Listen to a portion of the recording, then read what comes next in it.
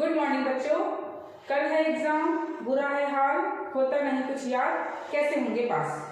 बिल्कुल होंगे पास जब करेंगे मेहनत बार बार। ठीक है, चलिए स्टार्ट करते हैं। सबसे पहला चैप्टर है सम बेसिक कंसेप्ट। ठीक है, तो इसमें जो आप लोगों का एग्जाम्पल है ना 1.3, 1.4, 1.5 इसे जरूर कर लेना। ठीक है, एक्सरसाइज के बीच से पहले जो एग्जाम्पल्स आते हैं ना उन्हें करना। उसके बाद उसी एग्जाम्पल में लिमिटिंग रिएजेंट के बारे में बताया गया है, उसे कर लेना। मास परसेंटेज निकालना कर लेना। मोलैरिटी 12th में आती है तो उसे कंफ्यूज होगी, मास परसेंटेज जरूर कर लेना। इसके बाद कितने मोल्स प्रेजेंट है कितने ग्राम में, ये वाले क्वेश्चंस जरूर ढूंढना और इन्हें करना क्योंकि ये इंपॉर्टेंट है, आते हैं इन टर्म में भी आए थे, मिड टर्म वाले में भी आए थे ना, इसी में भी आ सकते हैं। एक्सरसाइज के क्वेश्चन नंबर 4, 10, 23, 28 और लास्ट में जो 3 क्वेश्चन है 33, 34, 35 ये जरूर करना क्योंकि ये क्वेश्चन जो है ना वो रिपीट होते हैं कई बार। ठीक है, नेक्स्ट आता है chapter number 2 structure of atom. तो इसमें जो बेसिक चीजें हैं वो तो आपको करनी है, साथ में एक्सरसाइज के क्वेश्चन भी इंपॉर्टेंट है। बेसिक क्या क्या है? Photo electrochem effect. ठीक है, इसमें थर्सफोर्ड फ्रीक्वेंसी आती है, उसे कर लेना। नेक्स्ट आता है ब्लैक बॉडी रेडिएशन, इसके बारे में पढ़ लेना। जो एग्जांपल ये जो फॉर्मूले है ना उन्हें जरूर कर लेना। फॉर्मूले कौन कौन से? एनर्जी वाला फॉर्मूला HCF1 इसी से hν वाला बनता है और इसी का काइनेटिक एनर्जी वाला फॉर्मूला। ठीक है, इन पे बेस क्वेश्चन आ सकते हैं और आते भी हैं। ठीक है, तो इनकी प्रैक्टिस कर लेना बेटा। इसके बाद आता है रेडबर्ग कांस्टेंट की वैल्यू और ये क्या होता है इसके बारे में पढ़ लेना।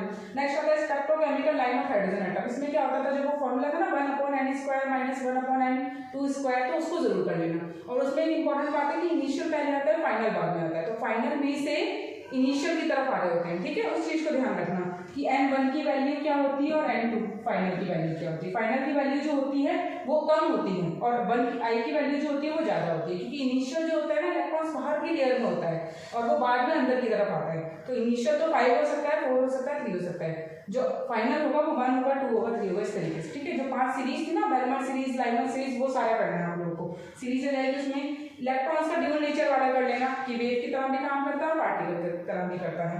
नेक्स्ट आता है हिल्सबर्ग अनसर्टेनिटी कर लेना कि पोजीशन और मोमेंटम एक साथ आइडेंटिफाई नहीं कर सकते और इसे करते हैं तो कोई ना कोई एरर निकलता है और उस एरर के लिए एक फॉर्मूला बनाया गया है, उस फॉर्मूले को जरूर कर लेना। इस पर न्यूमेरिकल आ जाता है। ठीक है, मिड टर्म में भी आया था। नेक्स्ट है क्वांटम नंबर के बारे में कर लेना। क्वांटम नंबर और डेफिनेशंस, जो 3 डेफिनेशंस है ना हर्ट्ज रूल की, ऑपो प्रिंसिपल और पॉली एक्सक्लूसिव प्रिंसिपल, उन तीनों के बारे में कर लेना। और इसकी मैंने वीडियो पहले भी बना रखी है तो चाहे तो आप उधर जाकर के देख सकते हैं। ठीक है, कोशिश करना एग्जाम टाइम है तो वीडियो थोड़ा कम देखो, पढ़ो ज्यादा। ठीक है, नेक्स्ट है classification of element, third chapter हो गया है। इसमें इलेक्ट्रॉनिक कन्फिगरेशन कर लेना। जो मेन कन्फिगरेशन है वो D और F ब्लॉक की, ठीक है, वो जरूर कर लेना। P और S वाली छोटी होती है तो उसे बेशक करने की जरूरत नहीं है। आइसो इलेक्ट्रॉनिक स्पीसीज वाला जो क्वेश्चन है वो आपके चैप्टर नंबर 2 में भी है और 3 में भी है, तो ये जरूर कर लेना। आइसो इलेक्ट्रॉनिक स्पीसीज क्या होते हैं कि कितने electrons, total number of electron जो है वो सेम होने चाहिए, चाहे एलिमेंट ये जो एलिमेंट्स है वो डिफरेंट हो। ठीक है, जैसे फ्लोरीन माइनस, F माइनस लगाए इनकी, फ्लोरीन पे कितने एलिमेंट इलेक्ट्रॉन्स हो गए 10 हुए। वैसे ही सोडियम प्लस, तो सोडियम प्लस पर भी 10 हुए, तो ये दोनों फ्लोरीन और जो सोडियम है वो आइसो इलेक्ट्रॉनिक स्पीसीज है। ठीक है, इस तरीके के क्वेश्चन होते हैं, ये इंपॉर्टेंट है, इसे कर लेना। शेडिंग इफेक्ट कर लेना क्योंकि शेडिंग इफेक्ट के कारण ही क्रोमियम और कॉपर की जो इलेक्ट्रॉनिक कन्फिगरेशन है वो बदल जाती है। नेक्स्ट आता है इन तीनों टर्म्स के बारे में जरूर कर लेना। आयोनाइजेशन एंथैल्पी, इलेक्ट्रोनेगेटिविटी और इलेक्ट्रॉन गेन एंथैल्पी। क्वेश्चन कैसे आ सकता है कि फ्लोरीन जो है वो हाईली इलेक्ट्रोनेगेटिव एलिमेंट है, क्यों है, तो इसके बारे में बताओ, या कैसे फ्लोरीन की जो इलेक्ट्रॉनिक गेन एंथैल्पी है वो ज्यादा होती है, तो इस तरीके के क्वेश्चन आ जाएंगे। फिर एलिमेंट्स का नेम कर लेना बेटा। ठीक है, इसका टेबल है 3.5 और 3.4 एनसीईआरटी वाली बुक में। ठीक है, तो उस टेबल को कर लेना, उसमें इस तरीके से नाम आएगा कि समझ लीजिए कोई एलिमेंट X है और इसका एटॉमिक नंबर ये है तो इसका नाम क्या होगा, तो नाम आइडेंटिफाई करने का तरीका है ना नीलियम, इस तरीके से करते हैं, वो करना है। फिर फिगर 3.7 कर लेना क्योंकि जो फिगर है ना ऑल ओवर है, पूरे चैप्टर का जो है ना वो समर कर रखा है कि left to right ionization enthalpy क्या होती है, टॉप टू बॉटम क्या होती है, फिर इस तरीके से क्या होती है। ठीक है, तो इसको जरूर कर लेना। फिर आता है chapter number 4 chemical bonding. Chemical bonding में सिग्मा और पाई बॉन्ड क्या होता है ये कर लेना। बॉन्ड के पैरामीटर कर लेना, कौन कौन से पैरामीटर होते हैं, बॉन्ड एंथैल्पी हो गई, बॉन्ड लेंथ हो गई, बॉन्ड ऑर्डर हो गया, इस चीज को कर लेना। नेक्स्ट आता है एग्जांपल, 4.3 का एग्जांपल कर लेना एक बार। ठीक है, फिर डाइपोल मूवमेंट आता है। ठीक है, अमोनिया में कितना होता है, NF3 में क्या होता है, दोनों में से कौन किसमें कैंसिल आउट हो जाता है, वो वाला क्वेश्चन आएगा। या फिर वाटर की जो शेप होती है वो बैंड शेप की होती है, अमोनिया का कि एंगल कैसा होता है। ठीक है, तो उस चीज को कर लेना, बॉन्ड एंगल दोनों में से किसका ज्यादा होता है या कम होता है। नेक्स्ट आती है शेप, तो शेप के लिए बेटा टेबल है 2, उन टेबल को कर लेना। एक है 4.6, एक 4.7। 4.7 जरूर कर लेना, 6 जो है वो सिंपल है, 7 कर लेना। ठीक है, 7 में कुछ इंपॉर्टेंट शेप है और डिफरेंट शेप, एक्सेप्शनल शेप आ जाती है, तो उनसे क्वेश्चन आ जाता है, ठीक है। जैसे कि शेप कौन कौन सी होगी, बैंड शेप हो गई, सीसो शेप हो गई, टी शेप हो गई, इस तरीके की शेप। इसके अलावा ऑक्टाहेड्रल वगैरह कर सकते हो, स्क्वायर, पिरामिडल, वो सब भी कर सकते हो, ठीक है। नेक्स्ट हाइब्रिडाइजेशन आती है, इसका डायग्राम जरूर करना बेटा, ठीक है। डायग्राम भी ज्यादा नहीं है, sp2 वाला, sp3 वाला और sp के जो है वो कर लेना। इस तरीके से आता है ना, इस तरीके से बनता है, फिर यहाँ से यहाँ पे बनता है, फिर यहाँ से इस तरीके से बनता है, तो कितना एंगल आता है, फिर यहाँ से इस तरीके से बनता है, ठीक है। यहाँ पे इस तरीके से इस टाइप के जो डायग्राम थे उससे कर लेना, जिसमें सिग्मा और पाई बॉन्ड दिखाते हैं, ये s का ऑर्बिटल, ये p का ऑर्बिटल, इस तरीके के क्वेश्चन होते हैं। फिर लास्ट में इलेक्ट्रॉनिक कन्फिगरेशन कर लेना, MOT का पूरा डायग्राम बनाने की जरूरत नहीं है, सिर्फ इलेक्ट्रॉनिक कन्फिगरेशन कर लेना। किस तरीके से थी, इसमें sigma 1s2, sigma star 1s2, इस तरीके से था ना, वो वाली कर लेना इलेक्ट्रॉनिक कन्फिगरेशन। 14 से कम होंगे तो कौन सी इलेक्ट्रॉनिक कन्फिगरेशन होगी, या 14 से ज्यादा मॉलिक्यूल्स हुए तो कौन सी इलेक्ट्रॉनिक कन्फिगरेशन होगी, ठीक है। इस तरीके से क्वेश्चन करने हैं आप लोगों को। नेक्स्ट है चैप्टर नंबर 5। अब नेक्स्ट चैप्टर है बेटा चैप्टर नंबर 5 थर्मोडायनामिक्स। तो इसमें क्या करना है, सबसे पहले तो बेसिक है, टाइप ऑफ सिस्टम करना है, open system, close system, isolated system, ये तीनों होते हैं। एक्सटेंसिव और इंटेंसिव प्रॉपर्टी कर देना, कौन सी मास पर डिपेंड करती है, कौन सी मास पर नहीं डिपेंड करती।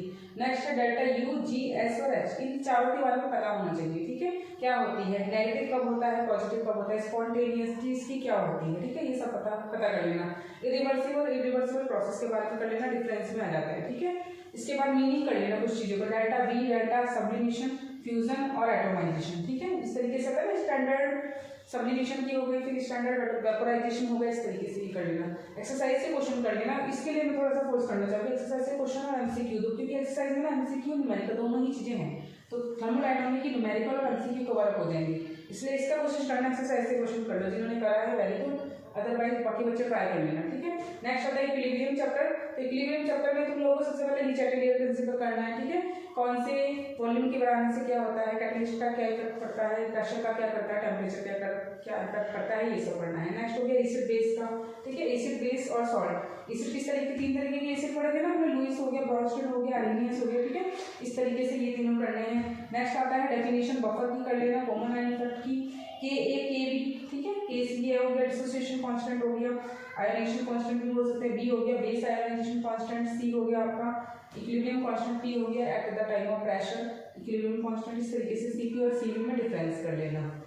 उसके बाद आता है pH और आयोनेशन, ठीक है। लॉग के टेबल जो होंगे वो 1 to 10 इतनी कर लेना, इससे ज्यादा इनकी वैल्यूज याद करने की जरूरत नहीं है, अगर एग्जाम में आता है तो वैल्यूज गिवन होंगी, ठीक है। 2 की वैल्यू याद कर लेना, 2 की वैल्यू जाती है 0.3010, ठीक है। 1 की होती है 0, 10 की होती है 1, ठीक है।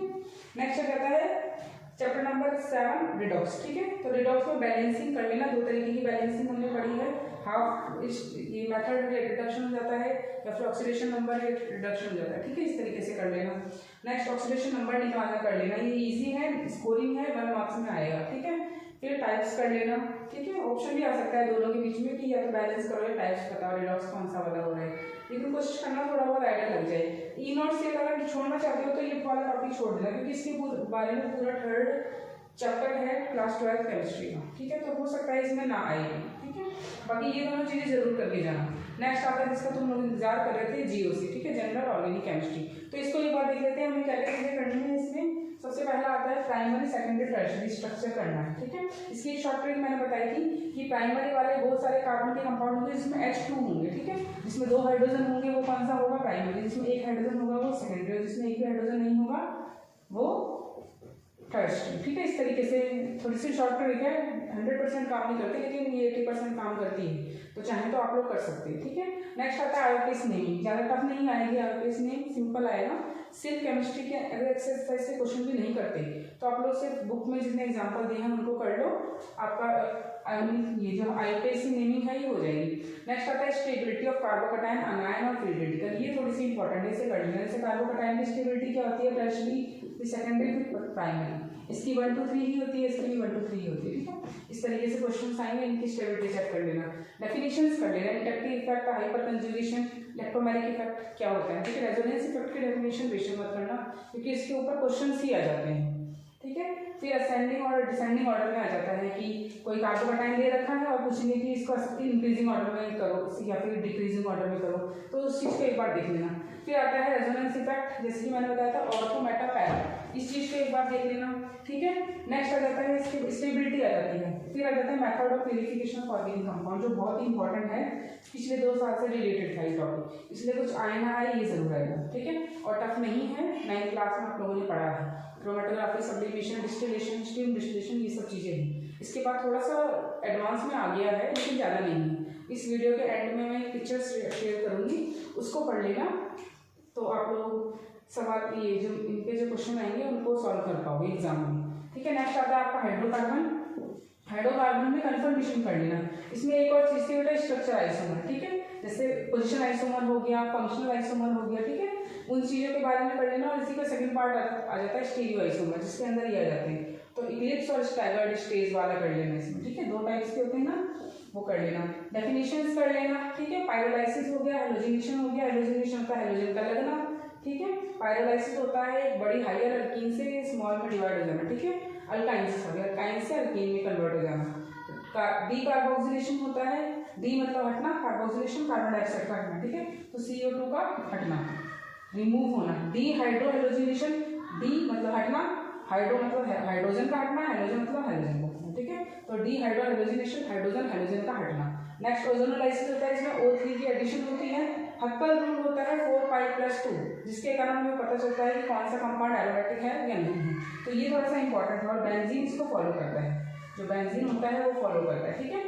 उसके बाद मार्कोनिक और एंटी मार्कोनिक, मोस्ट इंपॉर्टेंट, ठीक है। 12th में भी आने के चांसेस होते हैं और 11th में भी आता है।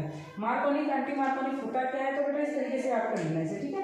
क्या होता है, मार्कोनिको यानी कि मार्कोनी, कोनी मार, ठीक है। और कोनी कहाँ लगेगी, जहाँ पे हाइड्रोजन ज्यादा होंगे। तो मार्कोनिक कैसे याद करोगे, मार्कोनी, कोनी मार, कहाँ, जहाँ पर हाइड्रोजन ज्यादा होंगे ना वहीं पर हाइड्रोजन जाएगा, जिससे वो कोनी मार सके, ठीक है। और एंटी मार्कोनिक इसका उल्टा हो जाएगा, ये अच्छा वाला है, ये नहीं मारेगा कोनी, इसलिए हाइड्रोजन, इसमें जो हाइड्रोजन होगा वो उस तरफ जाएगा जहाँ पे हाइड्रोजन कम होंगे, ठीक है। दोबारा बताती हूँ, मार्कोनिक मार्कोनी यानी कि हाइड्रोजन वहां जाएगा जहाँ वो कोनी मार सके। कैसे, जैसे CH2CH, तो दोनों में से हाइड्रोजन किस तरफ जाएगा, हाइड्रोजन इस पर जाएगा, तो मार्कोनिक ऑफ रूल। अगर हाइड्रोजन इस वाले पे गया तो एंटी मार्कोनिक। क्यों, क्योंकि यहाँ पे 2 हाइड्रोजन है ना, एक और हाइड्रोजन गया 3 हो गए, तो एक दूसरे को नहीं मार पाएंगे, और इसमें कम है तो एंटी मार्कोनिक चाहिए, ठीक है। इस तरीके से याद होता है तो ऐसे कर लेना, अदरवाइज आपको जैसे याद होता है वैसे कर लेना। नेक्स्ट आता है ऑर्थो पैरा डायरेक्टिंग, ठीक है। इसके लिए एक आता है न्यूक्लियोफिलिक एडिशन। इस तरीके से होता है कि आपका बेंजीन बना होता है और इसमें जैसे Cl लग गया, तो इसमें नॉन पेयर है तो अंदर शिफ्ट होंगे, इलेक्ट्रॉन से डिसोसिएट करेंगे, ठीक है। इस तरीके से रोटेट करेंगे तो वो रोटेशन वाला आ जाता है इसके अंदर। इसको कर लेना न्यूक्लियोफाइल, और इलेक्ट्रोफाइल के बाद में कर लेना। न्यूक्लियोफाइल के जिसमें इलेक्ट्रॉन्स की कमी होती है और न्यूक्लियोफाइल जिसमें इलेक्ट्रॉन ज़्यादा होते हैं, ठीक है। तो इस तरीके से ये पूरा ऑल ओवर हो गया है। आप लोग अच्छे से पढ़ाई करना, टाइम वेस्ट मत करना, ठीक है।